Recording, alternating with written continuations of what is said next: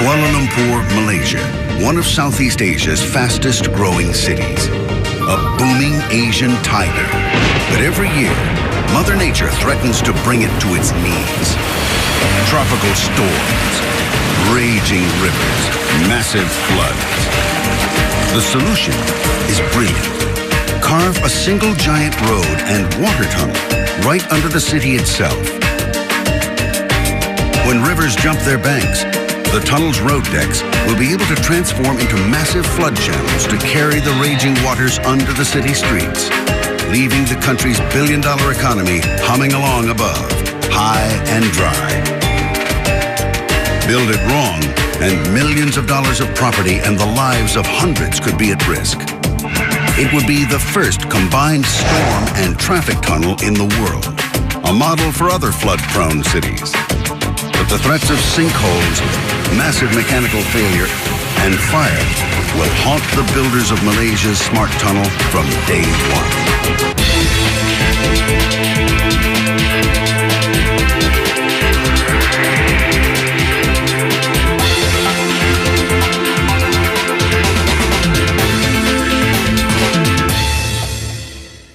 This is one of the world's most amazing structures. A 9.7-kilometer-long megatunnel drilled through some of the most unpredictable ground on the planet.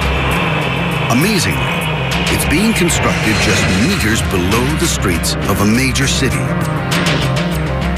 The smart tunnel will cost more than $500 million to build. It will take over 4 years to finish, and the project's giant tunneling machines will grind through enough earth to fill up over 500 Olympic-sized swimming pools. Kuala Lumpur, Malaysia. This modern Asian metropolis lies at the intersection of two major rivers, the Klang and the Gombak. For more than a century, these waterways were the lifeblood of Malaysia's capital. But now, they may be the biggest threat to the city's survival. Every year, tropical storms lash Malaysia, causing its rivers to rage. When floodwaters reach Kuala Lumpur, the rivers can jump their banks and ravage the city center. Floods like this one leave a cleanup bill in the millions and cripple the city's economy for days. No one knows the problem better than Malaysia's Director General of Irrigation and Drainage, Dr. Kisrul. Kuala Lumpur is a meeting point of two rivers, and at the point where the two rivers meet, this is a natural depression. It's like a bowl in the river basin. And during heavy rain, this whole bowl gets flooded with water. Ever since Kuala Lumpur put itself on the map by building the world's highest twin towers, it's been racing to compete with the financial hubs of nearby Singapore and Hong Kong. Leaving its economy at the mercy of nature isn't an option. The Malaysian government desperately needs a solution. The winning proposal is a radical one, a plan that promises to tackle the flooding and the city's worrying rise in traffic delays in one go. The project is called SMART, short for Stormwater Management and Road Tunnel. The SMART concept is surprisingly simple. First, build a massive 9.7-kilometer-long tunnel directly under Kuala Lumpur to safely funnel floodwaters from the Klang River at the north to the Karayong River in the south. Then, insert a 3-kilometer-long double-level toll roadway to help solve the city's traffic problems. Commuters can travel on the road decks while water flows below in a sealed flood channel. But that's not all. What makes the SMART design truly unique is a feature that would arm the city against a worst-case scenario. If a giant river surge is headed toward Kuala Lumpur, the two road decks could be evacuated and serve as additional flood channels to carry the raging waters underneath the city and spare the country's billion-dollar economy above. It would be the first tunnel of its kind in the world. But building this megastructure just 20 meters below the streets of this major city is a monumental challenge. The ground under Kuala Lumpur is a tunnel engineer's nightmare, full of karstic limestone that can collapse and suck down buildings and even people above without warning. The SMART plan is approved, but can Malaysia actually build it and finish the work in time for the next giant storm?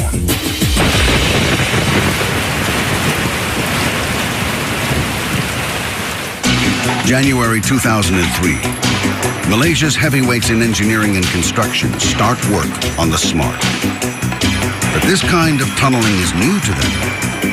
The risks of the project are too great to go it alone.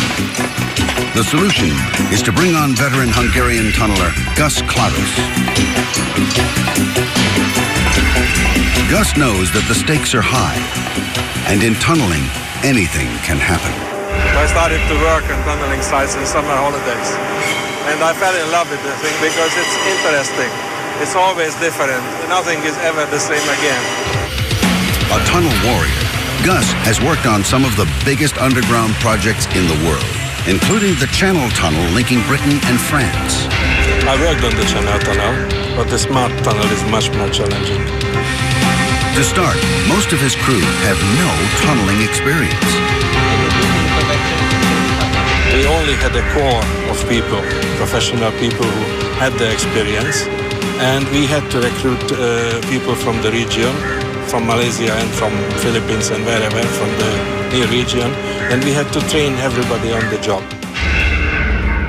January 2004, the first of the 2 mega machines start to arrive. It takes 3 months to assemble at the project staging zone. A giant shaft, 140 meters long and almost 30 meters deep in the middle of Kuala Lumpur. To accommodate a stormwater channel and a double-level internal highway, the SMART tunnel has to be more than 13 meters wide. The fastest way to bore a hole that big is to use some of the largest tunnel boring machines, or TBMs, on Earth. The giant drills custom ordered from Germany are 71 meters in length, longer than a 747. Weighing in at 2,200 tons apiece, they're almost as heavy as a dozen jumbo jets. At the front, a 300-ton circular cutter head forged from high tensile steel will do the heavy work.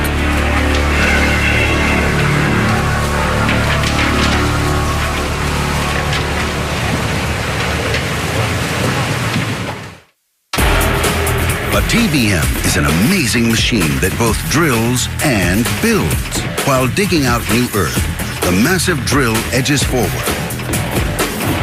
Then it throws up rings of high-grade concrete. These form the lining of the tunnel.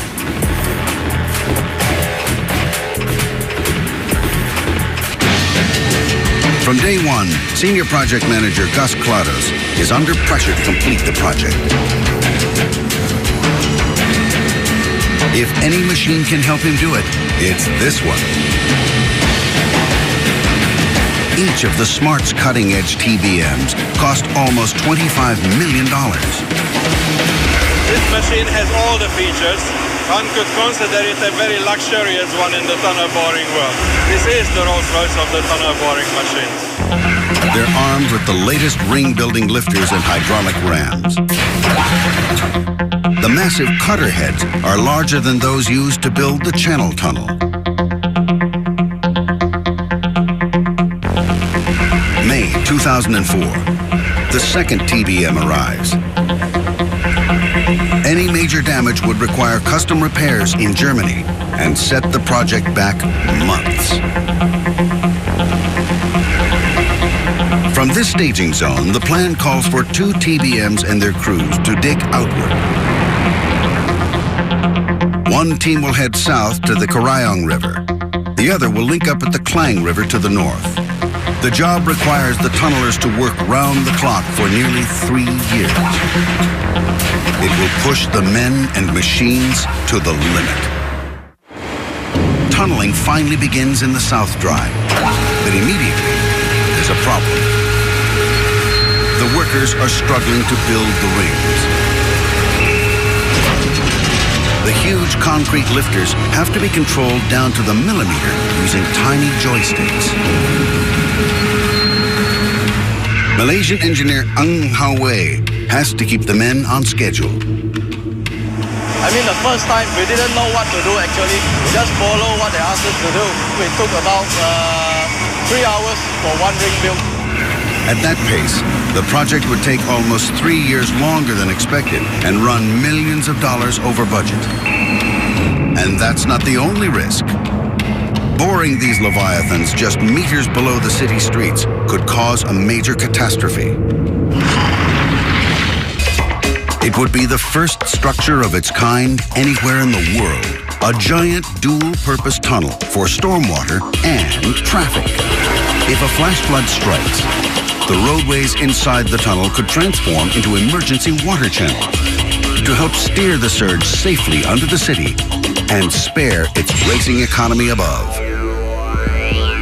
20 meters under Kuala Lumpur, Malaysia. Senior project manager Gus Klados is under pressure to complete the smart tunnel before the next crippling storm. But his workers are still struggling with the materials and machines.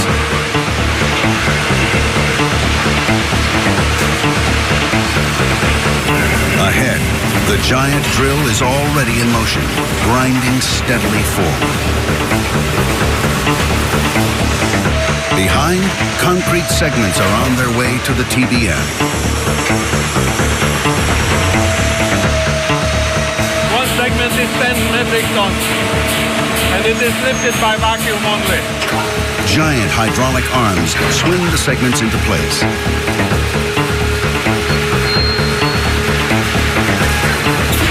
It takes 8 segments to build each ring. Just like in an arch, there's a keystone that holds everything together.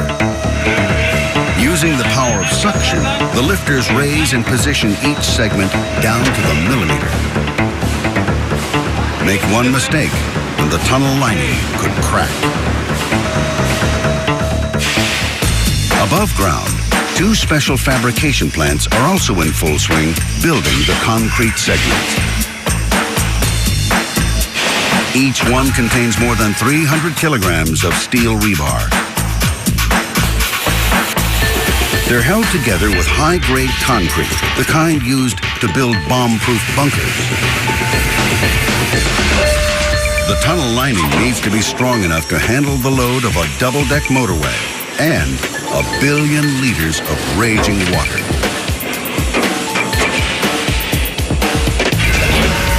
At maximum speed, the plants can turn out more than 1,000 segments a week to feed the teams working both the north and south tunnels.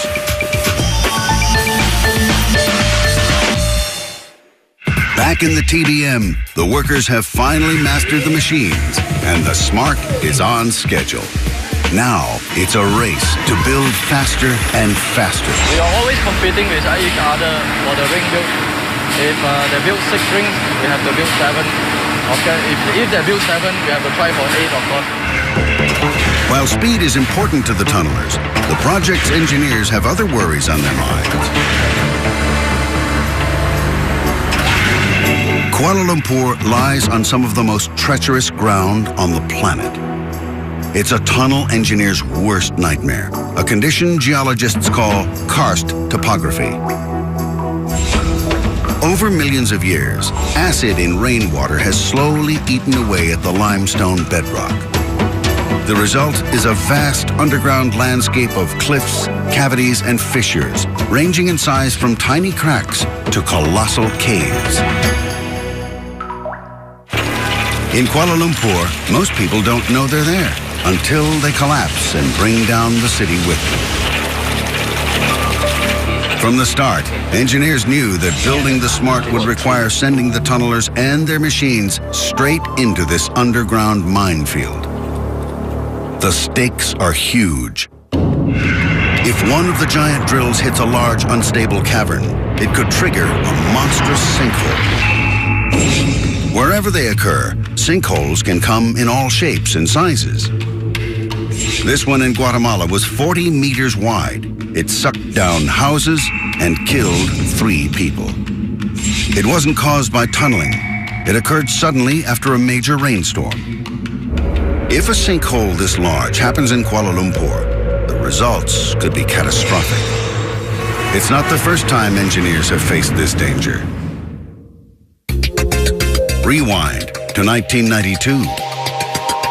Plans are underway to build the Petronas Twin Towers on a site in downtown Kuala Lumpur. They would be 88 stories tall, the highest twin towers in the world. Together, their concrete and steel would weigh more than 400,000 metric tons.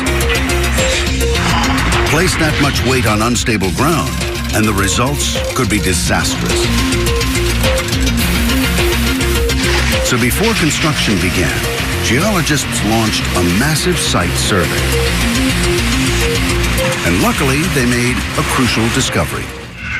Under the planned site was a giant limestone cliff that could have caused the towers above to sink and even collapse. The original site had to be moved 60 meters. But building the smart tunnel would be much more complicated. The Twin Towers rested on just over 18,000 square meters of ground, an area small enough to survey completely before construction started. Smart, on the other hand, has a 10-kilometer-long footprint. Its site covers almost 7 times as much ground as the Twin Towers. Surveying every single inch of this much earth isn't an option. To reduce the risk of collapse, geologists have to probe constantly ahead of the TBMs. We were probing ahead of the machine, and we were always looking for solution features which were large enough to allow the machine to drop into or tip into, because it would have stopped tunneling for months. Whenever the surveyors hit a cavity, they pump it full of concrete-based grout. But karst cavities can be less than a meter wide, making it nearly impossible to locate every one along the tunnel's entire route. Smart's long underground journey meant that the tunnelers would face new risks every single day, month after month, for almost 3 years. With so much at stake, the choice of TBMs was critical. The way most tunnel boring machines work is surprisingly simple. The cutter head at the front grinds through soil and rock, much like a household drill. The resulting waste is then loaded on wagons and carried out of the tunnel. This kind of TBM is designed for solid ground. If the drill hits weak cavities, like those under Kuala Lumpur, the earth could cave in on the cutter head. A big enough collapse could even suck the TBM down with it. The TBMs chosen for Smart are specially armed. Their advantage is a sealed high-pressure chamber at the head of the drill. This is pumped full of liquid.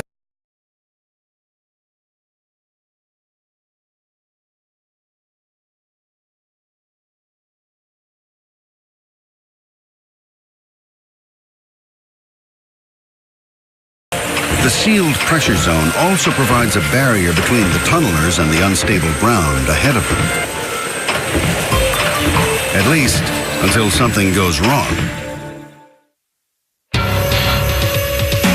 Inside the TBM in the North Drive, there's a problem. The giant drill's progress has slowed dramatically. The team needs to find out why. The TBM's cutter head is armed with 76 forged steel discs to tear through rock and soil. Gus believes the cutter discs have worn down and may need to be replaced. The problem is, the cutter head lies in the forward pressure zone. To get there, the workers have to wait it out in a hyperbaric chamber until it's safe to go inside.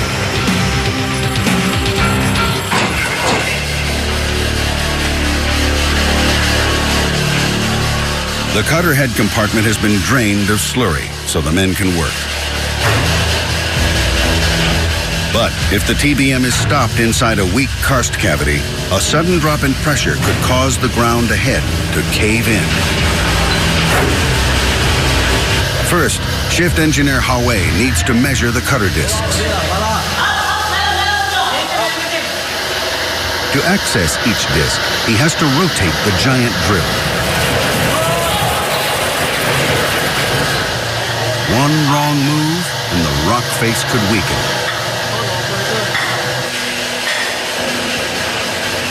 The cutter discs are too dull to continue tunneling.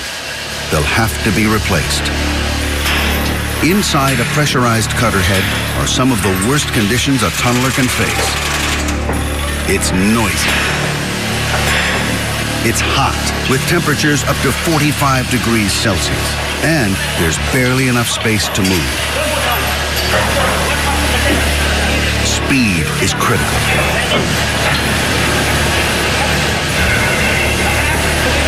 Every time the cutter head moves, there's a new risk of falling rock and soil.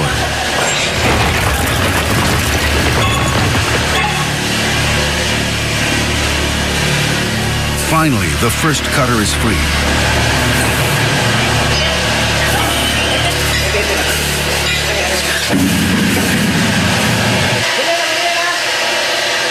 Replacements arrive through a pressure lock. Each cutter is forged from tool steel, some of the hardest metal on the planet, and weighs 200 kilograms. Working in shifts, it takes 64 hours to finish the job. For Gus, the sound of the drill ramping back up to speed is a welcome sign that the problem is over. You can hear the cutter head starting up now, this wah, wah, wah noise. Means the machine is excavating again. The cutter head drive is 4,000 kilowatts. It's quite something. I love this noise. It means the machine is working well. It's fantastic. Hi, Rob. What's up? Keeping the machine serviced and on schedule is Gus's priority. But he also has to make sure the TBM follows a precisely defined path. The ideal route for the Smart would be a straight line, but unfortunately, that wasn't an option. The reason may be surprising: local property law. In Malaysia, property owners don't just own their land, they also own everything that lies below it, all the way to the core of the earth. Since the tunnel's original route would send it careening into hundreds of private property plots, city officials would have to buy tunneling rights from each landowner, including one of Kuala Lumpur's most exclusive golf clubs. And that would have added millions of dollars to the project's cost. The solution was to send the giant tunnel under land already owned by the city, including streets and highways. But now, the Smart would require a series of sharp bends. Turning a 4-story high drill that's as long as a city block 20 meters underground isn't easy. An experienced tunneler, Gus knew what it would take. We tried to make the minimum curves what is possible with this size of tunnels. 250-meter radius is a very, very small curve for a size of tunnel like this. And as a consequence, we had to buy special machines to be able to negotiate this curve. A special giant bearing was installed at the front of the TBM to enable the drill head to navigate the tight turns.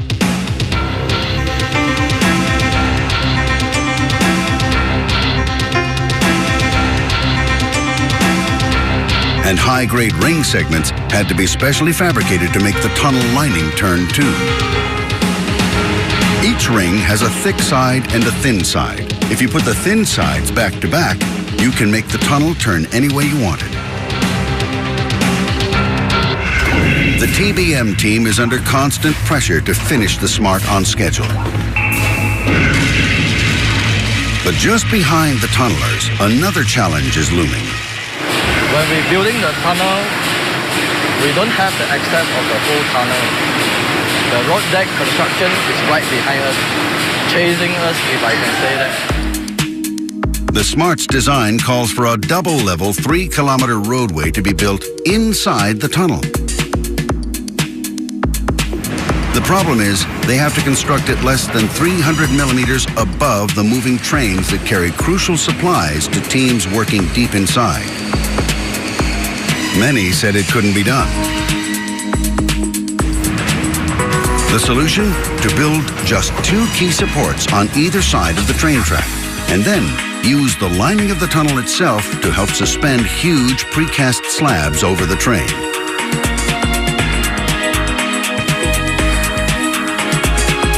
On top of these slabs, workers can pour the concrete for the road decks, while the train below keeps running round the clock.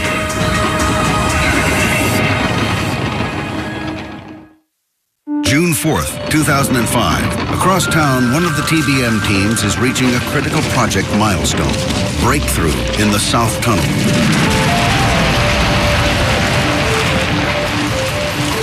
After drilling for 9 months and building 1,067 rings, the South Drive TBM emerges right.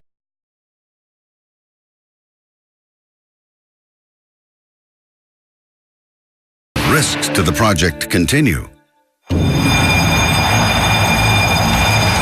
including what no tunnel operator ever wants to see.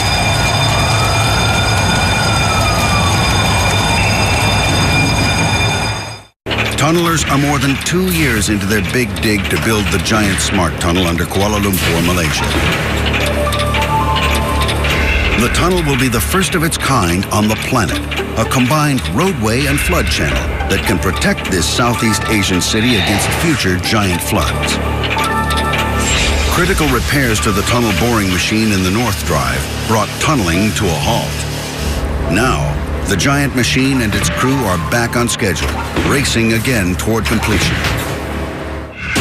After 3 years, the double-level roadway is finally open for business. But now, the lives of commuters will be at stake too. Thousands of vehicles are expected to travel through the tunnel every day.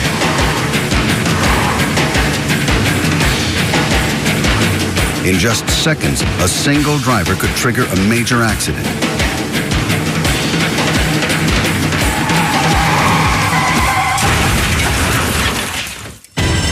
It's every tunnel operator's worst nightmare. A horrific scene like this one. It happened in the Alps, right on the border of Italy and France. It's March 1999. Deep inside the Mont Blanc tunnel, a truck carrying margarine has caught on fire and triggered a raging inferno. Cars and passengers already inside have no way to escape.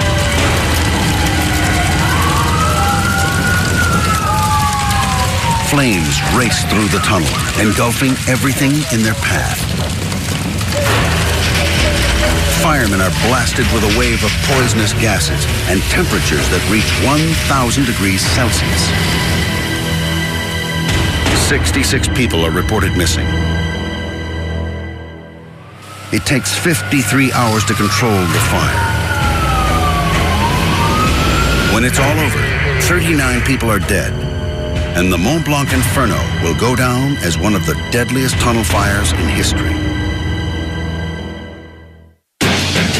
In Kuala Lumpur, safety officials know that accident and fire will be constant threats to the SMART. The critical question will be, how fast can they control them? From the start, safety has been a key focus of the SMART tunnel's design. Every kilometer, teams have dug out ventilation shafts and escape routes leading to the city streets above. Every 250 meters, passages connect both road decks. Dozens of closed-circuit TV cameras monitor every inch of the roadways for the first signs of trouble. Waterproof safety lights had to be designed to withstand the force of raging floodwater. At the center of it all, a state-of-the-art control room. SMART's safety team has also been trained for a worst-case scenario. And on April 5th, 2007, that's exactly what happened. Inside the smart tunnel's top road deck, two cars have collided and flipped. In both, injured passengers. Flames start to engulf the vehicles. The control room spots the fire. The passengers are trapped.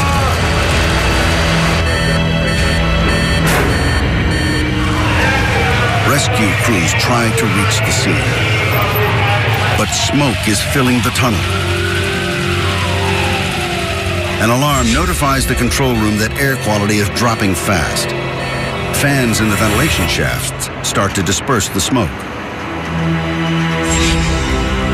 Medics finally reach the injured drivers. Firefighters start to douse the flames.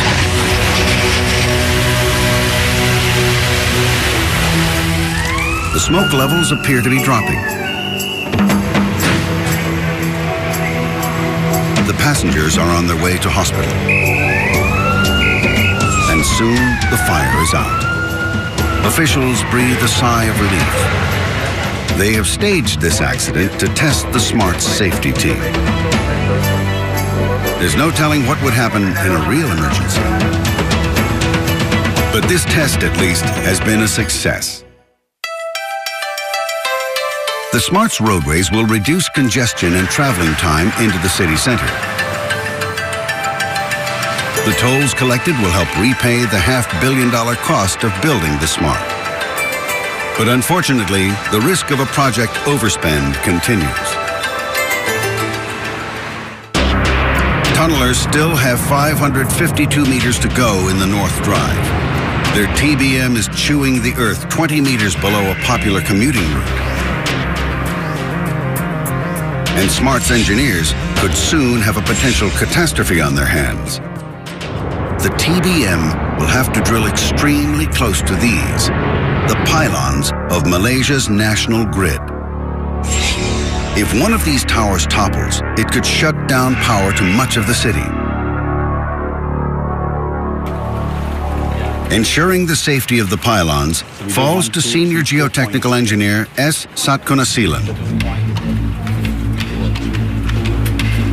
The three pylons that are in close proximity to the TBM alignment form part of the national grid, and that makes it super sensitive. As the TBM approaches, Satkunasilan's team reinforces each pylon and carefully monitors it for the slightest evidence of movement. Meanwhile, the giant drill is grinding its way closer and closer. In the TBM's control room, the driver starts to coax it as they near the pylons. He keeps his eye on the slurry pressure. Any drop in the gauge could be a sign that the ground is collapsing under the pylons. It takes 4 days of carefully waiting and watching. Finally, the TBM is past the danger zone. This risk to the national grid is over for now. The North TBM continues to grind its way forward.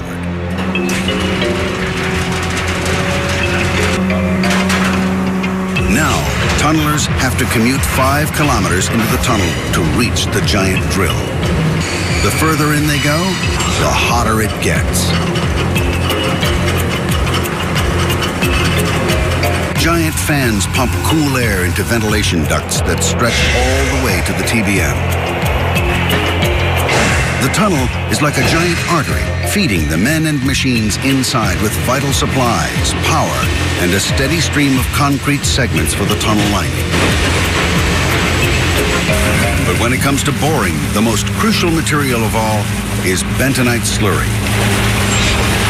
The thick gray liquid plays 3 critical roles. It keeps pressure on the rock face to avert sinkholes, provides a protective coating to the giant drill as it grinds forward, and carries the mined waste material back out of the tunnel. Above ground, an enormous slurry plant is working around the clock.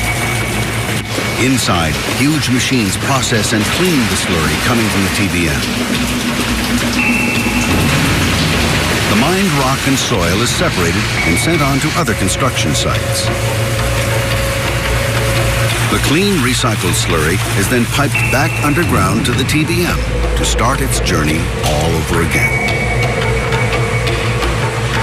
Giant pumps keep the slurry moving round the clock. This is the P2 slurry pump. It's on the machine. You can see the stones bouncing around in the pipe. This is the heart of the machine other than the cutter head. The pipes and pumps move enough slurry in and out of the tunnel to fill up more than 600 Olympic-sized swimming pools a month. Any break in the supply chain and the entire project can come to an expensive and messy standstill. March 2007. The TBM and its crew is just days away from their prize, breakthrough point at the tunnel's northern end. 19 more rings to go! But what happens next comes without warning. A huge drop in pressure on the slurry pipe feeding the TBM. Suddenly, hundreds of liters of thick slurry are flooding the tunnel. The slurry shorts a key electric cable. The TBM grinds to a halt. Now, the tunnelers are 5 kilometers inside the North Drive in almost pitch darkness. They need to find the problem and fix it fast. The only choice is to wade through the thick liquid and search for the leak by hand.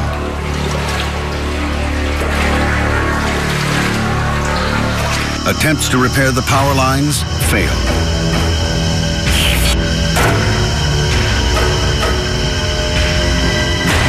The clock is ticking. Finally, they find the ruptured slurry pipe. The flood of slurry in the tunnel will have to be pumped out and a skilled pipe fitting team brought in to do the repairs. We're pumping it out now. When we get the level of the bentonite down, then we can take out the pipe and put the new pipe in. But there's limited light, power, and access.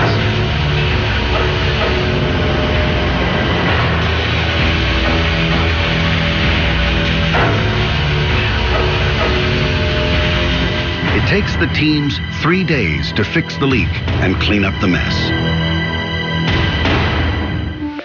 The slurry system is finally back on track, but there's still a risk for more trouble ahead. Everything is overused and abused to such an extent by now that anything can break down. And if anything breaks down, we won't make it. People are a bit nervous, including myself. April 2nd, 2007. Malaysian officials gather at the final breakthrough point, waiting for the TBM's arrival. After almost 3 years of tunneling, the 4-story high drill breaks through.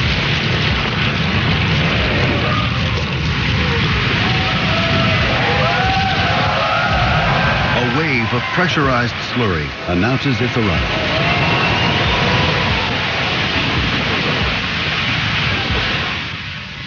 They've finally made it.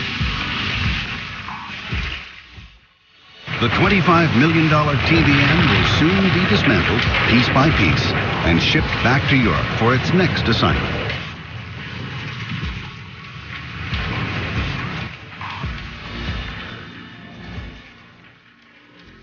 For Senior Project Manager Gus Klados, it's been a rough but successful ride. To complete a 9-kilometer long tunnel, this large diameter tunnel in a city this close to the surface in more than difficult geological conditions, it's something, so it's good to be over. The workers Gus trained for the job are now experienced tunnelers. They've even broken a world speed record for their type of TBM, building 17 rings in a single day. It's a day they'll never forget. It's a very special feeling, beyond words. I think everybody feels the same after a few years of hard work. Finally, we break through, and of course, there are more work coming. a day that we should celebrate now. Yes. Congratulations, guys. Very, very well done. Thank you. The Smart now reaches nearly 10 kilometers from the Klang River in the north to the Karayong in the south. But just weeks after the breakthrough, a huge tropical storm lashes Malaysia. As water rises in the Klang and Gombak rivers, another flood in downtown Kuala Lumpur seems imminent. The tunnel has been built, but will it actually work? What will happen when the tunnel's roadways are flooded with millions of liters of raging water? A huge tropical storm pounds Malaysia. Floodwaters threaten to cripple the city of Kuala Lumpur. Officials prepare to put their giant new smart tunnel into action to divert water from the Klang River in the north to the Karayong River in the south. They still don't know yet if it will actually work.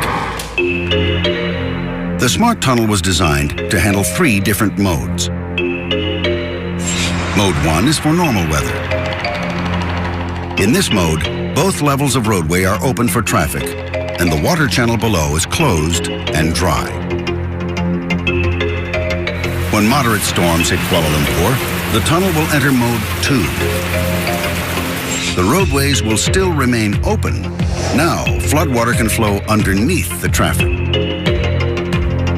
The most critical mode of all is Mode 3. If a giant flood surge is threatening the city, the tunnel roadways will be evacuated, and the raging river water can surge down all 3 levels of the Smart. That is, if everything goes to plan. The storm continues to drench Kuala Lumpur. As river levels rise, officials divert water from the Klang River into a holding pond before channeling it into the tunnel.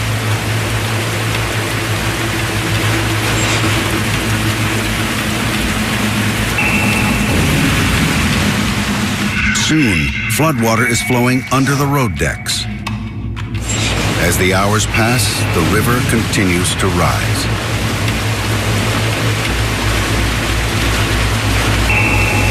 With more and more water filling the Smart, the time has finally come for the tunnel's ultimate test, a Mode 3 surge. We must put it into operation and to see that it will work as planned and as designed. If the Mode 3 works, it could save Kuala Lumpur and its economy from more crippling floods. But failure could drop the project into a $500 million sinkhole. All traffic has to be evacuated in less than 45 minutes. When the surge arrives, it will block all escape routes. Anyone left inside could drown.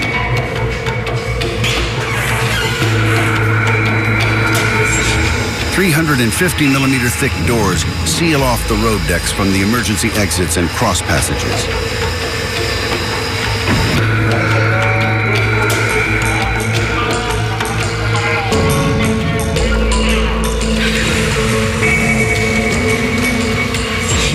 Huge 37-ton hydraulic gates prevent floodwater from escaping to the city above. With the roadways cleared and sealed, it's time to unleash the surge. Stand by. Now, with the tunnel evacuated, the surge should flood the road decks. CCTV cameras are the safety team's only eyes inside the tunnel. They watch anxiously, waiting for the water's arrival.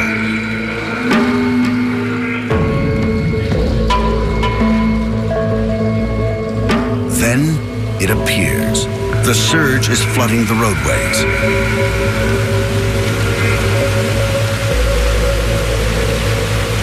A billion liters of floodwater are now racing down the Smart.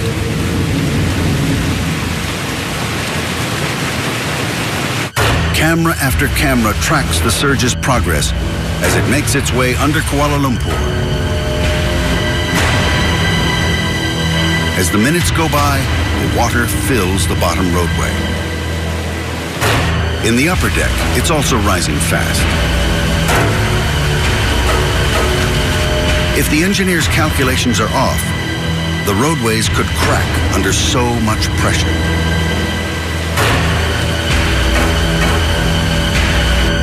So far, everything seems okay. The waterproofed lighting and electrical lines are still operational. The cameras are working.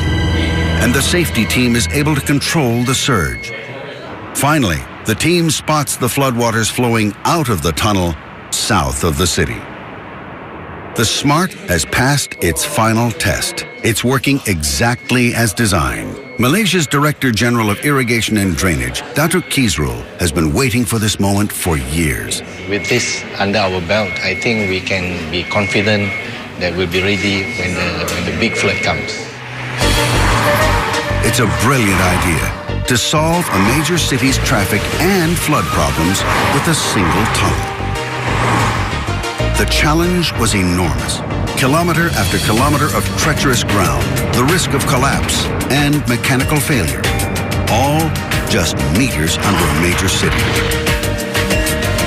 The SMART Tunnel will go down in history as the first megastructure of its kind.